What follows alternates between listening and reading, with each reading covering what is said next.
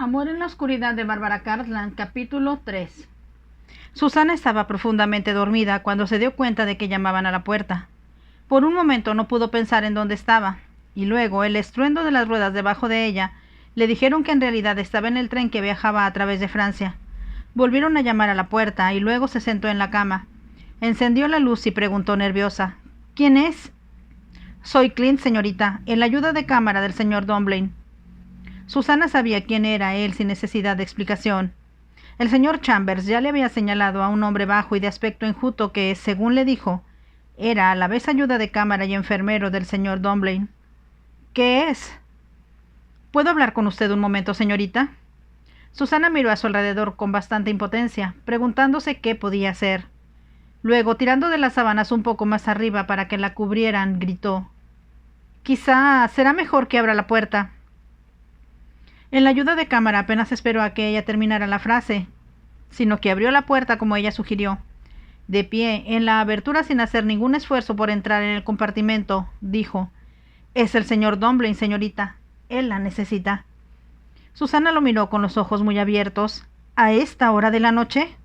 Noche o día no hace ninguna diferencia para el maestro, señorita. No, claro que no. ¿Quiere que le lea? Está en uno de sus estados de ánimo, y no hay nada que pueda hacer por él.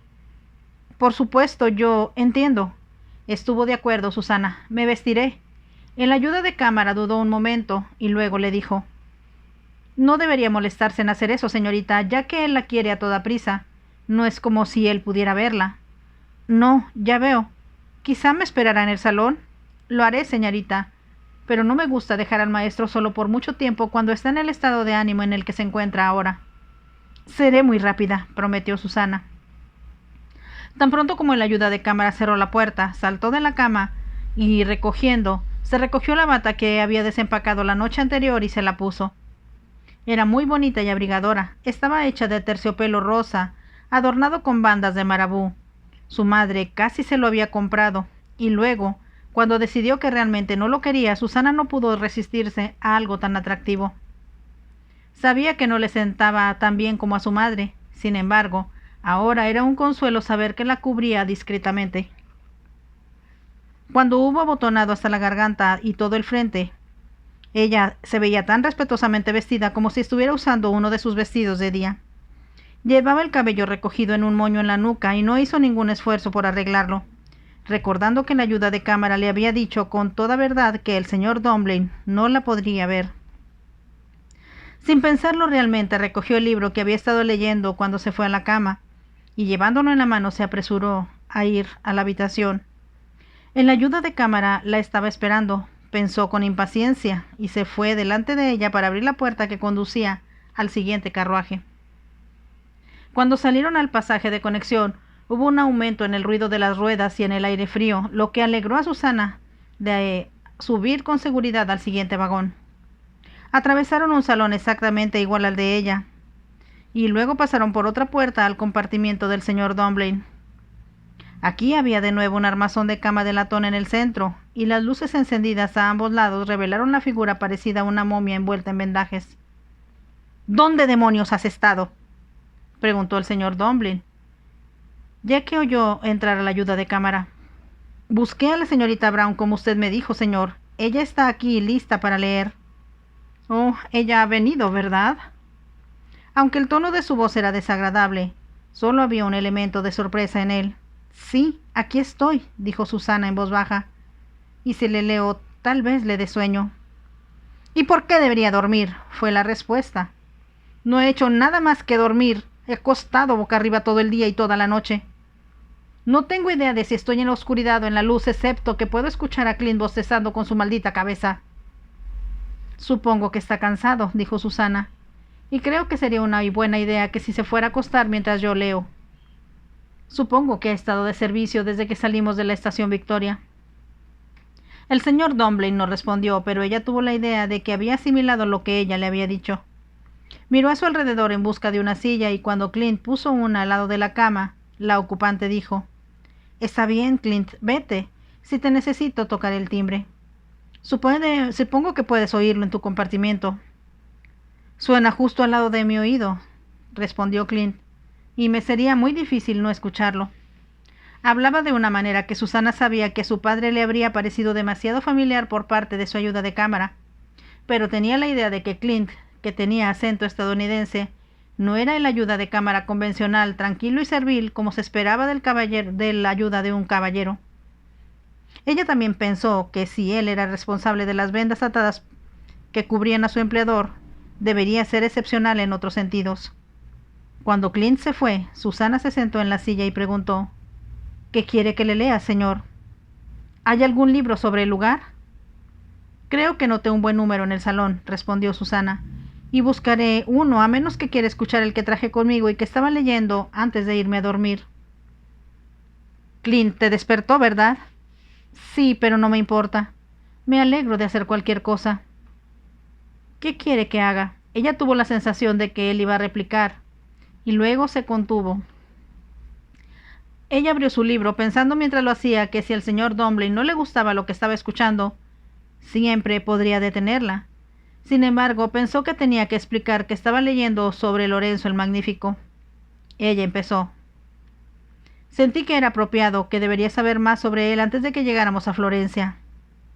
¿Has oído hablar de él antes? Sí, por supuesto.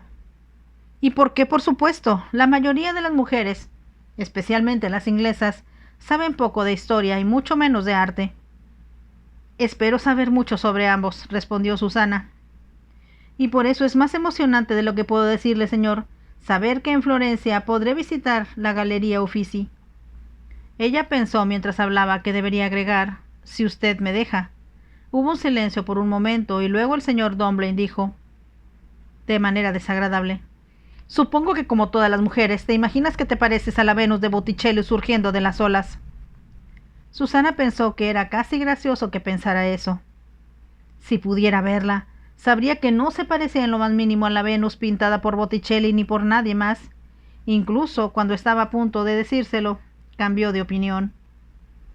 ¿Por qué debería menospreciarse ante un hombre que no podía verla? Cuando le quitaran los vendajes sabría demasiado pronto cómo era ella en realidad. Y tal vez sería divertido, cuando la conociera mejor, averiguar qué tipo de imagen de sí misma había creado en su mente, y lo mismo se aplicaba para ella. No podía ver sus rasgos. Podía ser el hombre más feo del mundo o el más guapo. Era imposible saber cuánto estaba envuelto en vendas, pues solo tenía un agujero por el que podía respirar y otro para hablar. Ciertamente me gustaría parecerme a Venus, le dijo en voz alta, pero como solo he visto una reproducción del famoso cuadro de Botticelli, podré decir mejor si hay alguna semejanza una vez que haya visto el original. Luego, mientras hablaba, se le ocurrió un pensamiento que la hizo agregar: Si pudiera elegir, creo que preferiría parecerme a Fra Filippo Lippi, Madonna con el ángel que ríe. ¿Por qué?, preguntó el señor Dumbling abruptamente. He visto una reproducción muy linda de ese cuadro, le respondió Susana. No explicó que colgaba en Lavenham Park y que su abuelo lo había traído de Italia. ¿Y la Virgen de ese cuadro es tu ideal de belleza? Sí, no solo porque es tan hermosa, respondió Susana, sino porque parece tan inteligente.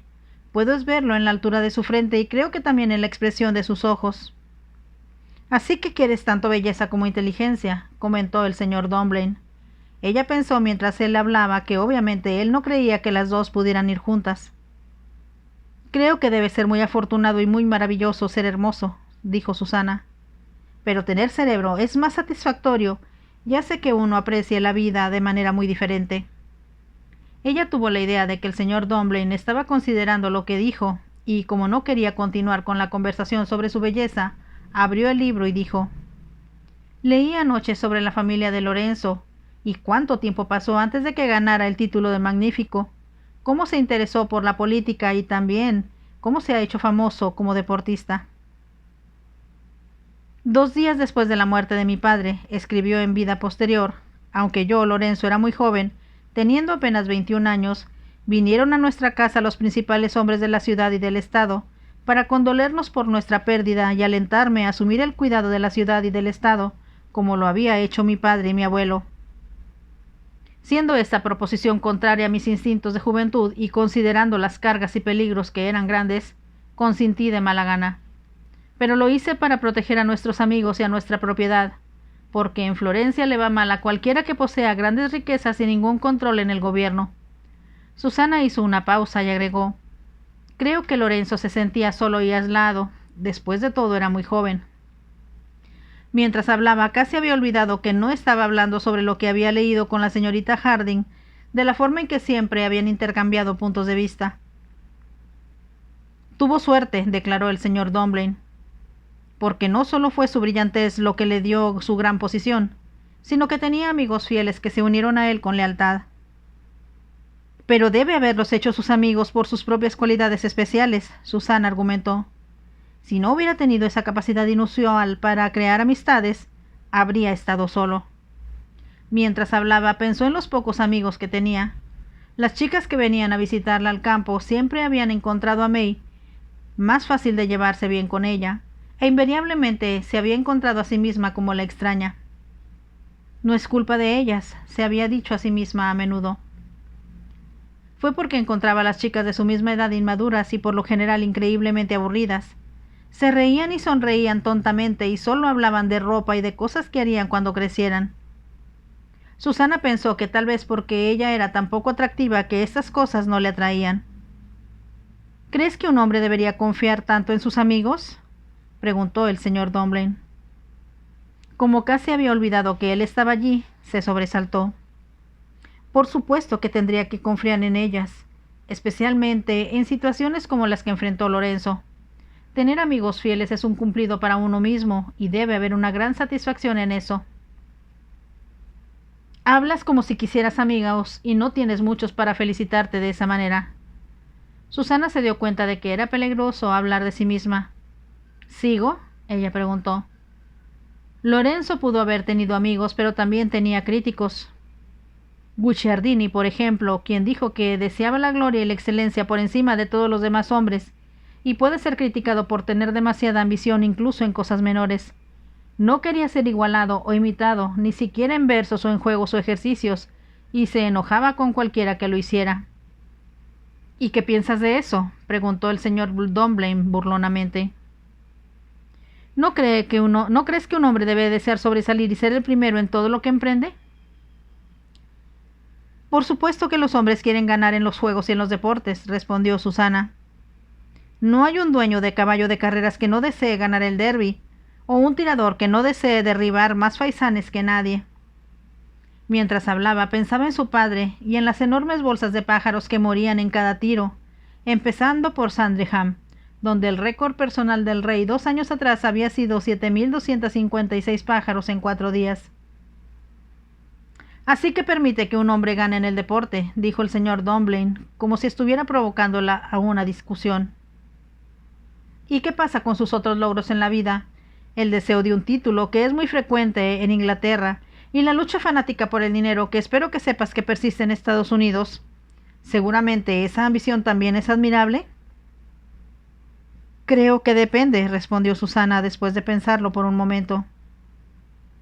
Depende de a qué exactamente aspire uno. La gloria propia siempre debe ser cuestionable, a menos que el poder que se persiga tenga el propósito de ayudar a otros, como los políticos, que deberían usar su fama para beneficiar al país. Y en lo que se refiere al dinero, escribió Francis Bacon, el dinero es como basura. No es bueno excepto que se esparza.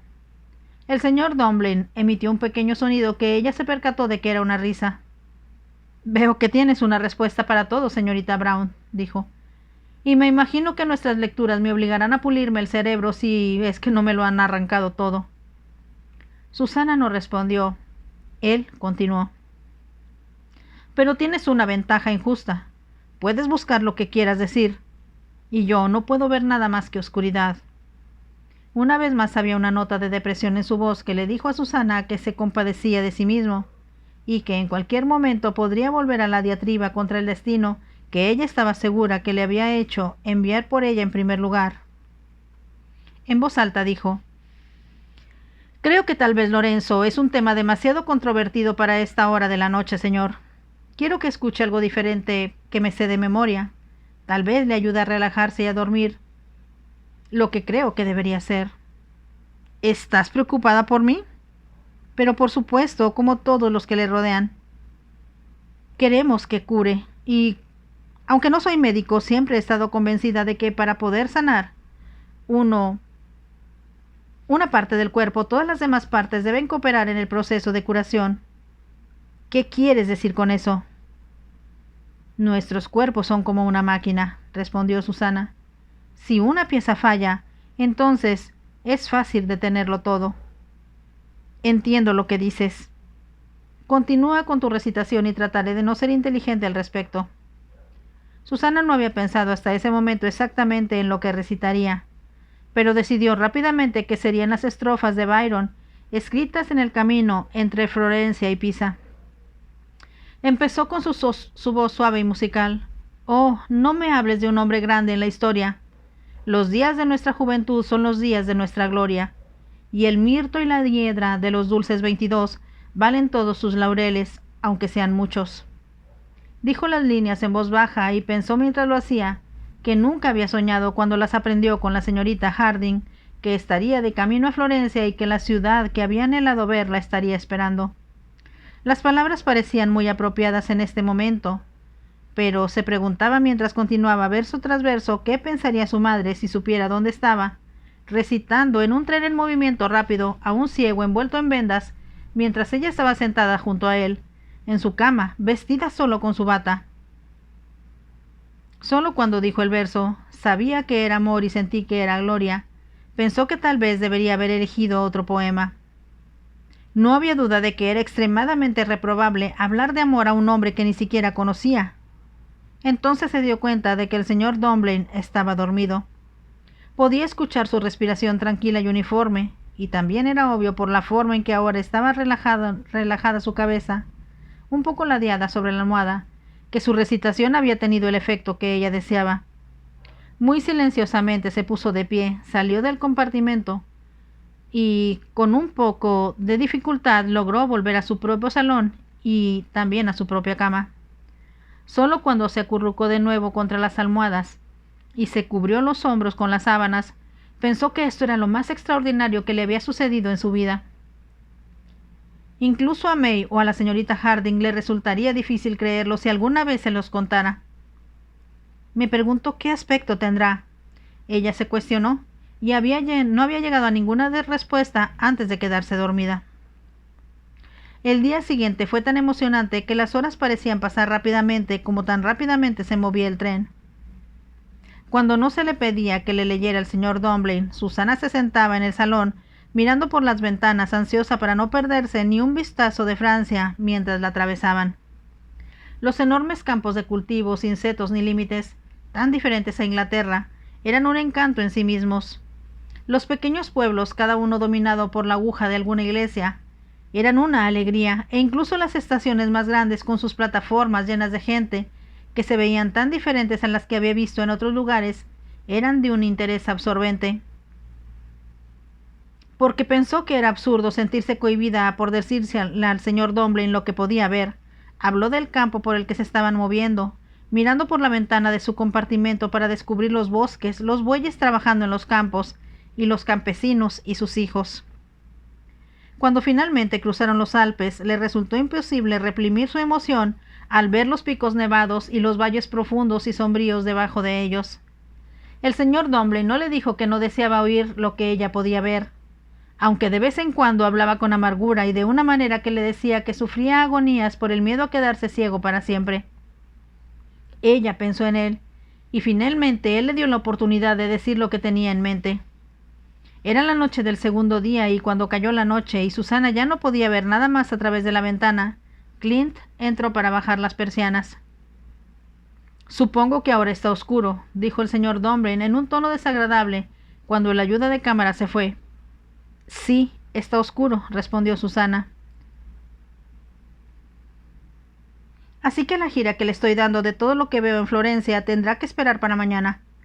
Él no respondió y después de un momento ella dijo: «Sabe, debe decirme si no quiere que hable sobre lo que puedo ver». «¿Cómo es posible que tenga que usar tus ojos o los de otra persona por el resto de mi vida? Será mejor que me acostumbre». El señor Dunblane le respondió salvajemente: Hizo una pausa antes de continuar. Estás tan ocupada siendo imaginativa. ¿Alguna vez has tratado de imaginar cómo sería si fueras ciega? Si te sentaras en la oscuridad y tuvieras que aceptar descripciones de segunda mano de todo lo que deseabas ver por ti misma. Si eso me pasara a mí, respondió Susana. Espero tener el sentido común y el coraje para desarrollar mi tercer ojo. ¿Qué diablos quieres decir con eso? La pregunta era tan áspera como para ser casi violenta, y Susana se sintió temblar un momento antes de continuar valientemente. ¿Nunca has oído hablar del tercer ojo? Los egipcios lo sabían todo acerca de eso. ¿Estás hablando de los cíclopes que, según recuerdo, eran monstruos y que solo tenían un ojo en medio de sus frentes? No, no hablo de ellos, sino de los antiguos egipcios cuando estaban en el apogeo de su gloria y sus sacerdotes entendían los misterios que estaban guardados para los iniciados o para los faraones. Supongo que será mejor que me hables de eso, murmuró el señor Dumbling con mal humor. Indicaron que el tercer ojo en las estatuas de sus dioses era una protuberancia en la frente, comenzó Susana. Entrenaron a la gente en el uso de este centro psíquico en el antiguo templo de Maat. Hizo una pausa para ver si el señor Dumbling decía algo, y cuando él no habló, ella continuó. El dios de Maat tenía una cabeza de buitre, porque los buitres tienen una vista tan aguda que casi son clarividentes. Cuando las personas respondieron al entrenamiento de los sacerdotes, se convirtieron en videntes o psíquicos. «Un montón de malditas tonterías», murmuró el señor Dumbling. Susana ignoró su comentario y continuó. Los videntes podían ver con su tercer ojo entrenado a través de todo el cuerpo, como lo hace una radiografía, y diagnosticar enfermedades. Creo que por todo Oriente se pueden encontrar estatuas con un bulto en la frente que indica el tercer ojo. Su voz sonó un poco ahora mientras continuaba. La primera vez que leí sobre esto fue con mi institutriz. Fuimos al Museo Británico y encontramos varias estatuas con una protuberancia en la frente. Fue muy emocionante. ¿Crees que eso es lo que obtendría si desarrollaras tu tercer ojo?, preguntó el señor Dumbling con desdén. No, pero creo que todo el mundo tiene la capacidad de usar su propia intuición. Pero la mayoría de la gente la descuida. ¿En qué manera? Cuando contratas a un sirviente, ¿lo juzgas por lo que ves o por lo que sientes? ¿O confías enteramente en sus referencias? Quiero referencias y más vale que sean buenas. Entonces has dejado que tu tercer ojo se vuelva perezoso e inactivo, dijo Susana. Y seguramente has conocido a personas que te han gustado instintivamente y las has encontrado muy agradables, casi como si hubieran significado algo en tu vida antes. No puedo pensar en nadie. Entonces quizás hayas odiado a alguien sin una buena razón. Te disgustó tan pronto como entró en la habitación. Puede que no haya habido nada inusual en la superficie, y sin embargo tu instinto te dijo que esa persona no era digna de tu confianza y que quizás era malvada. ¿Cómo sugieres que debería desarrollar esta cualidad bastante dudosa? Creo que esta es una gran oportunidad, respondió Susana, porque en este momento no puedes juzgar por lo que ves y por lo tanto se intensifica lo que sientes. Por ejemplo, ¿qué piensan tus vibraciones de las mías mientras hablamos? No estaba siendo personal, sino que simplemente estaba desarrollando su punto, su argumento, como lo había hecho tantas veces con la señorita Harding. Dime lo que sientes, le había dicho a menudo su institutriz. No es lo que tu cerebro te dice que debes pensar al respecto, sino cómo reacciona tu subconsciente si quieres. Si quieres cumplidos, dijo el señor Dumbling, no te los voy a dar. Vaya, no quise decir eso, exclamó Susana casi con horror. Y me está acusando de ser femenina, que no lo soy. ¿Por qué no? Por muchas razones, pero principalmente porque el señor Chambers dijo que en realidad no quería una mujer para este puesto. Sin embargo, como no había otros candidatos que tuvieran calificaciones, le prometí que no sería agresivamente femenina, y es algo que no tengo intención de ser de todos modos. Pero sigue siendo una mujer, te guste o no. Ahora su voz sonaba divertida. Algo que nunca me ha preocupado en el pasado y ciertamente no debe preocuparme en el futuro. Esa es una declaración ridícula, Pero supongo que por la forma en que hablas. ¿Es que nunca has estado enamorada? No, claro que no. ¿Y por qué tan vehemente? Sucederá un día y luego te casarás y te asentarás y sin duda tendrás una familia numerosa con hijos fastidiosos. Nunca me casaré. ¿Por qué no? Por razones que son solo mías. Susana cerró su libro con un pequeño chasquido y agregó: Creo que es hora de que me prepare para la cena. No me gustaría hacer esperar al señor Chambers. Chambers puede esperar si yo lo deseo. Susana se había puesto de pie. Ese es un comentario muy egoísta, dijo. Y obviamente no estás usando tu intuición sobre él. Casi se está matando preocupándose por ti. Así que creo que deberías estar agradecido. Solo cuando salió del compartimiento, antes de que el señor Domblin pudiera responder, pensó que no era en absoluto la forma en que debería de haber hablado con su empleador. Quizá me envíe a casa tan pronto como lleguemos, pensó con aprensión. Pero ella sabía, porque estaba usando su intuición, que las conversaciones cuando parecían batirse en duelo lo habían despertado, al menos de la sorda desesperación que estaba sintiendo cuando habían comenzado el viaje. Ahora ya hablaba más bajo, y ella podía sentir que respondía a ella incluso cuando ella lo hacía enojar. De todos modos debo tener cuidado, se dijo a sí misma. No podría soportar ser enviada de vuelta a Inglaterra, y sin duda sin referencias. Mientras se acostaba esa noche, se encontró pensando en las conversaciones que había tenido con el señor Domblin durante los últimos 2 días, y esperando que cuando llegaran a Florencia no hubiera docenas de otras personas para hablar con él. Entonces recordó que el señor Chambers había dicho que iba a ser tranquilo, y eso era un consuelo en sí mismo. Debo pensar en nuevas ideas, y debo estimular su mente. De alguna manera debo hacer que se eleve por encima de sus sufrimientos físicos. No sabía muy bien cómo podría hacerlo, pero sentía que eso era lo que debería de intentar hacer. Una cosa, pensó, habrá mucho de qué hablar en Florencia. Entonces sintió que su corazón saltaba ante la idea de ver las imágenes que siempre había anhelado ver, y naturalmente la propia Florencia, que según sus libros era uno de los lugares más hermosos del mundo.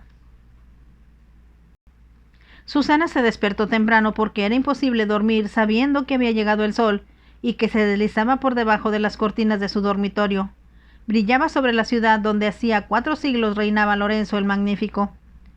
Recordaba haber leído en un libro de la biblioteca de Lavenham Park que Florencia no solo era famosa por sus palacios e iglesias que formaban parte de su historia. Florencia es las campanas de la mañana, leyó, y la luna saliendo sobre San Miniato, y las calles estrechas que son poco más que tragamonedas, los desplomados, los aleros de los palacios y el cloc-cloc de los burros entrando al mercado en la madrugada. Esa era Florencia. Esa era la Florencia que quería además ver. Además también quería ver la Florencia de las esculturas, de los cuadros, de los edificios que había visto elevarse sobre ellos mientras conducían por las calles, después de llegar tarde la noche anterior a la estación del tren. Entonces había pensado que el olor de Florencia era diferente al que había conocido en cualquier otro lugar. Pensó que podía distinguir la fragancia de las glicinas, la malva y que colgaba sobre muchas paredes, el aroma del café tostado, el olor a humedad que emanaba del río Arno mientras conducían junto a él.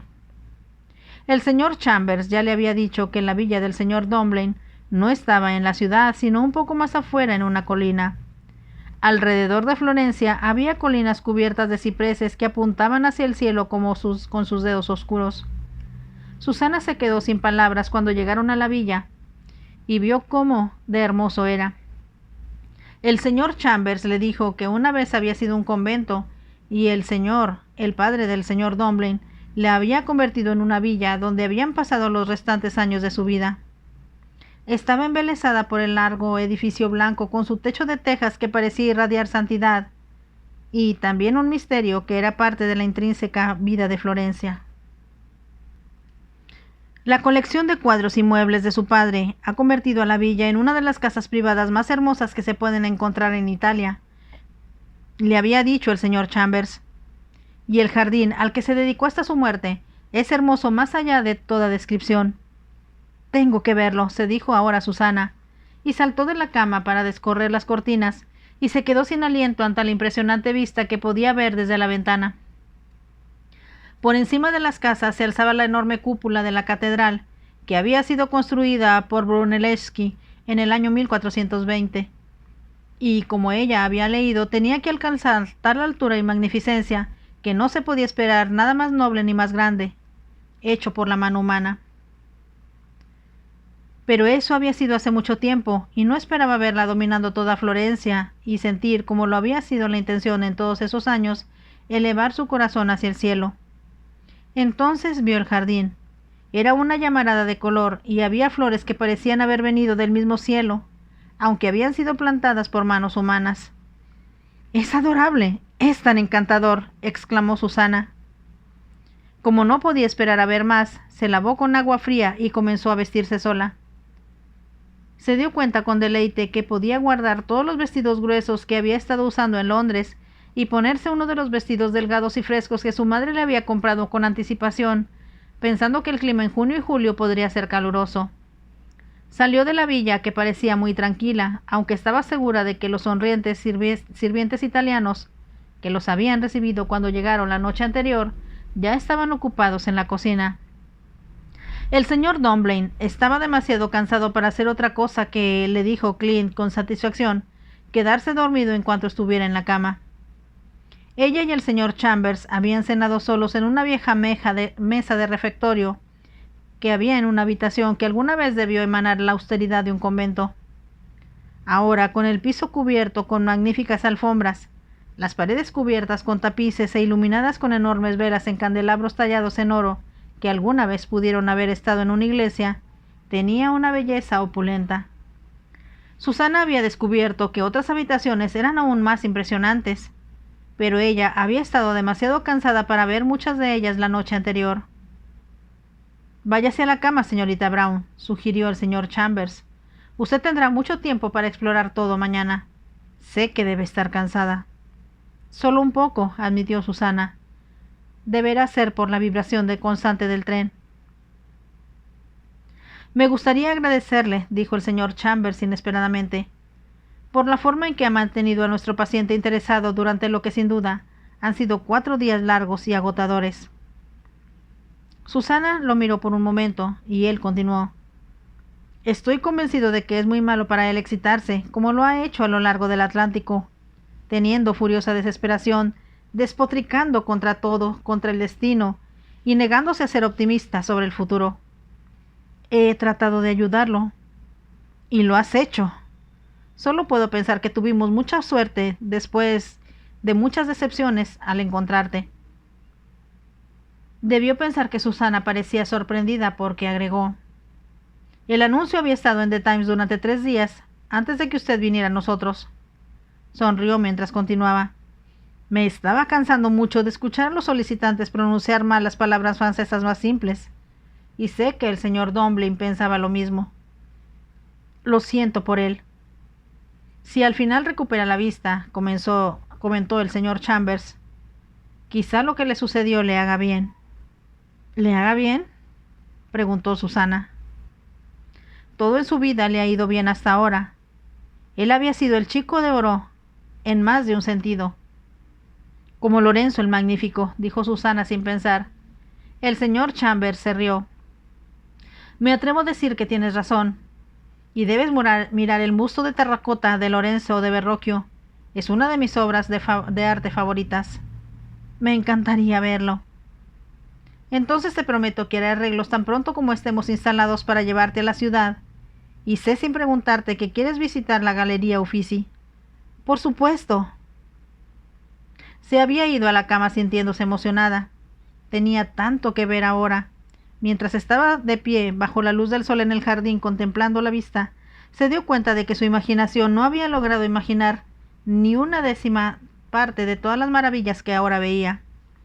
Se adentró más en el jardín mirando las flores con deleite, hasta que recordó casi con culpabilidad que su patrón no podría verlas. Se inclinó para recoger algunos lirios de dulce aroma que eran tan delicados y exquisitos que parecía extraño que estuvieran relacionados con el enorme aro. Ella siempre asoció los lirios con la decoración de iglesias, e incluso los más elegantes lirios de Madonna, en forma de campana, siempre estaban en la iglesia. Los que ahora había elegido, pensó Susana, eran como diminutas voces de ángel que difícilmente podría hacerse oír en el coro de una iglesia. Luego se sintió tímida porque había sido caprichosa. Todo es tan hermoso, se dijo a sí misma. Lo que debo recordar, que soy el único rasgo feo en una imagen de belleza translúcida que solo puede ser capturada por un maestro. No se estaba quejando, pensó, de su propia apariencia. Solo estaba usando su sentido común para evitar que la llevara a un éxtasis al que realmente no tenía derecho. Caminó alrededor de un grupo de arbustos cubiertos de flores y vio para su sorpresa una gran piscina. Al menos eso era lo que se suponía que era, porque nunca había visto una antes. Habría pensado que era simplemente un estanque artificial si no hubiera estado revestida con azulejos y rodeado de losas de piedra. Además, el agua se movía constantemente y era tan clara que se podía ver el fondo. ¿Tiene la intención de darse un baño, señorita Brown?, le preguntó una voz y el señor Chambers se unió a ella. Pensé que debía ser una piscina, dijo Susana. Escuché que los estadounidenses las tienen en sus jardines en Estados Unidos, pero nunca antes había visto una. El padre de Dumpling, puso una cuando convirtió la villa, dijo el señor Chambers. ¿Usted nada? Solía hacerlo cuando vine aquí por primera vez, respondió, pero ahora lo encuentro bastante agotador. Así que dejo ese ejercicio tan extenuante para los jóvenes como usted. Encontrará el agua caliente incluso a esta hora de la mañana. Vaya. No podría nadar aquí, dijo Susana rápidamente, aunque aprendí a nadar cuando era niña en el lago de mi casa. Nadie la verá, respondió el señor Chambers. Y mientras tratamos de proporcionar a nuestros invitados todo lo que necesiten, y encontrará una serie de vestidos de baño en el pabellón al otro lado de la piscina. No sea tímida. Puede tomar un chapuzón cuando le apetezca. Gracias, lo pensaré. Sabía mientras hablaba que sería demasiado tímida para meterse en la piscina, siendo muy consciente de lo gorda y desgarbada que se vería en un traje de baño. Había visto a ancianas gordas bañándose en Brighton cuando ella y May fueron allí para recuperarse de una tos. Se habían reído del espectáculo que la gente hacía de sí mismo subiendo y bajando en las olas, y Susana sabía que odiaría que se rieran de ella de la misma manera. Al mismo tiempo, pensó con un poco de nostalgia, me encantaría nadar en esa hermosa piscina. Aunque el señor Dumpling no la vería, el señor Chambers sí podría hacerlo, además de Clint y de los otros sirvientes. No, es algo que nunca haré, se dijo resueltamente. Llevando sus lirios, caminó de regreso con el señor Chambers a la villa, y descubrió que el desayuno los estaba esperando en una terraza protegida con una vista diferente de Florencia. Ahora estaba el Arno brillando bajo el sol, atravesando por muchos puentes, y podía ver claramente el más antiguo y más famoso de ellos, el Ponte Vecchio. ¿Cómo puedo estar lo suficientemente agradecida por estar aquí?, preguntó ella con un pequeño latido en su corazón. Casi como si fuera una respuesta a su pregunta, Clint entró en la habitación. El maestro la necesita de inmediato, señorita Brown, dijo. Él siente que está siendo descuidado. Vaya. El señor Chambers exclamó. Debería haber ido a verlo antes de bajar a desayunar.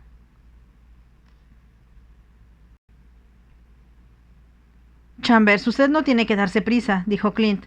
Es por la joven por la que él está preguntando, y es mejor no hacerlo esperar. No, por supuesto que no, dijo Susana.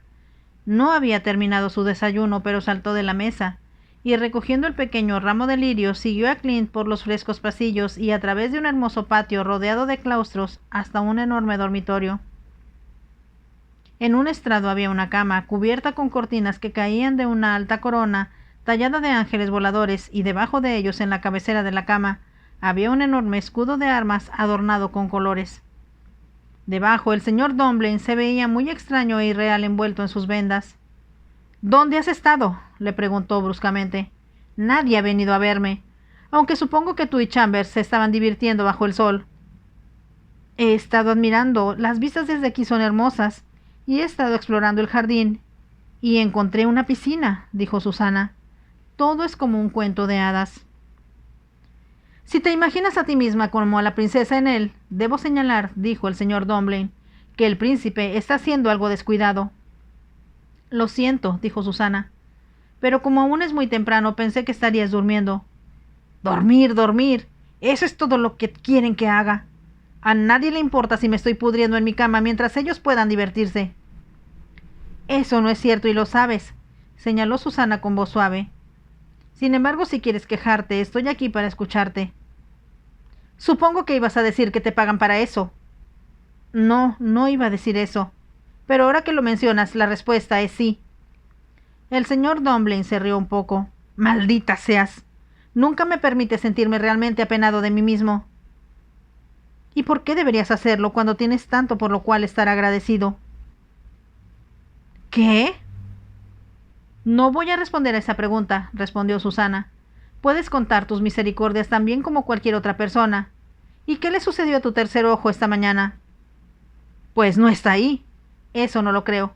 Así que vamos a probar y ver si funciona. Dime, ¿cuáles son estas?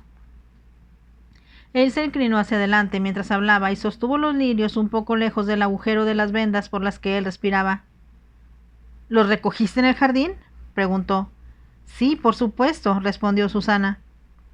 Y como son pequeños e insignificantes, pensé que les agradaría que les permitieran venir aquí a verte mientras tus amigos más vistosos se quedaban afuera. El señor Dumbledore volvió a reír. Eres una mujer increíble. Bueno, puedes ganarte el sustento leyéndome los periódicos si es que han llegado. Antes de que te diga cuándo puedes ir a mirarte la cara en la galería de Uffizi. Susana contuvo el aliento. Si tan solo supiera cómo era ella en realidad, pensó. Entonces se dijo a sí misma que no echaría a perder su propia felicidad y su propio placer de estar en Florencia diciéndole la verdad. ¿Cómo en medio de tanta belleza podría ella soportar decir soy vulgar, fea y gorda? Cuando me permitan visitar la galería de Uffizi, dijo en voz alta, les diré a quién me parezco más, a Simonetta Vespucci, la modelo de Venus de Botticelli, o a la joven inteligente que posó para Fra Filippo Lippi. Hizo una pausa antes de agregar. He leído que pudo haber sido Lucrecia Buti quien se escapó de un convento para estar con el artista. Por supuesto que no debes olvidar reconocerme en Lorenzo el Magnífico, dijo el señor Dumbledore. Naturalmente, estuvo de acuerdo Susana. Las cosas que el señor Chambers me ha dicho sobre ti me hacen estar bastante segura de que fuiste Lorenzo en una encarnación anterior. Ella habló burlonamente, y el señor Dumbledore dijo con suspicacia. Supongo que lejos de halagarme, estás prediciendo que eventualmente caeré en desgracia, y aparte de las dificultades financieras sucumbiré a la gota. Eso es un largo camino por delante. Mientras tanto, mis pecados me han alcanzado en otra forma de castigo. Ahora está siendo morboso, señor, replicó Susana. ¿Cómo puede tu accidente tener algo que ver con tus pecados? Quizá como Lorenzo estaba hinchado de orgullo y decidido a ser el primero en todo lo que emprendía. Seguramente dirás que el castigo se ajustó al crimen. No debería decir yo nada por el estilo, respondió Susana casi enfadada. Creo que este tipo de introspección es muy malo para ti, así que te leeré las noticias. Vio que al lado de la cama había un periódico italiano y otro americano. El italiano tenía una semana, y ella pensó que debería de haber viajado con ellos desde Inglaterra. Hay dos periódicos aquí, dijo. ¿Cuál preferirías primero, el italiano o el New York Times? Si tienes el New York Times, exclamó el señor Dumbledore, ¿por qué no me lo habías leído antes? Por la buena razón de que no me lo habían dado, respondió Susana. Bueno, léelo ahora. Ve las páginas deportivas y también ve si hay algo sobre pruebas de automóviles. Susana lo miró sorprendida. Por primera vez pensó que tal vez su accidente tenía que ver algo con el automovilismo. El señor Chambers no lo había mencionado, y ella había pensado en su mente que él se había visto envuelto en un accidente de tráfico corriente, como los que ocurrían con bastante frecuencia desde que los automóviles aparecían en las carreteras. A pesar de que los automóviles estaban restringidos a viajar a velocidades razonables, asustaban a los caballos, que a menudo se lanzaban de miedo, volcando el carruaje al que iban atados y en ocasiones con consecuencias desastrosas. Un buen número de amigos de su madre viajaban por Londres en un brougham eléctrico, y su padre había hablado de comprar un automóvil en el que pudieran llegar al país más rápido que detrás de sus caballos pura sangre. Susana sabía que eso era muy diferente de las carreras de automóviles que creía, aunque era vaga al respecto, que habían sido parte del desarrollo estadounidense del vehículo. Henry era la única persona en su familia que estaba realmente emocionada por los coches. De hecho, cuando estaba en casa desde Eton, hablaba un poco más. Ahora, recordando, Susana siempre había escuchado bien el entusiasmo de su hermano menor, y ahora recordaba que él le había dicho que el año anterior un Stanley Steam Car había alcanzado una velocidad increíblemente alta en Daytona Beach. Mientras trataba de encontrar la página de deportes del New York Times, al no estar familiarizada con ese periódico, se preguntó, como lo había hecho el señor Dunblane, ¿por qué no se lo habían dado antes? Fue difícil mientras miraba hacia abajo en la página para encontrar algo acerca de los automóviles, y luego por fin lo descubrió. «Vaya, aquí está», exclamó al fin. «¿Qué dice?», preguntó el señor Dunblane, y Susana leyó en voz alta.